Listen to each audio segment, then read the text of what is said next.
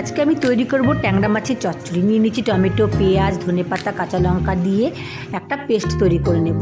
কড়াতে দিয়ে দিচ্ছি তেল গরম হলে পরে আমি ট্যাংরা মাছগুলোকে লবণ হলুদ মাখিয়ে নিয়ে ভালো করে ভেজে নেব। আমি কিন্তু খুন্তি দিয়ে নাড়বো না, আমি এভাবে উল্টে উল্টে নাড়বো, কারণ হলো মাছগুলো ভেঙে যেতে পারে।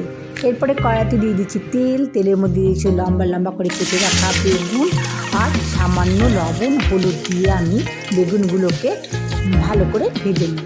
দিয়ে দিচ্ছি আবারও তেল, তার মধ্যে দিচ্ছি সামান্য কালো জিরে, দিয়ে দিচ্ছি লম্বা করে কেটে রাখা আলু। এবার হলো সামান্য হলুদ লবণ দিয়ে আর আগে থেকে বেটে রাখা মশলাটা দিয়ে একটু কষিয়ে নিচ্ছি। দিয়ে দিচ্ছি 1 চামচ জিরের গুঁড়ো, 1 চামচ লঙ্কার গুঁড়ো। এইবারে আমি দিয়ে দেবো সামান্য জল, দিয়ে দিচ্ছি ট্যাংরা মাছ দিয়ে 10 মিনিটের জন্য ঢেকে রেখে দেবো। ঢাকনা খুলে বেগুন আর ধনেপাতা দিলেই তৈরি আমার ট্যাংরা মাছের চচ্চড়ি। কেমন লাগলো বন্ধুরা? ভালো লাগলে লাইক শেয়ার করে সাবস্ক্রাইব করতে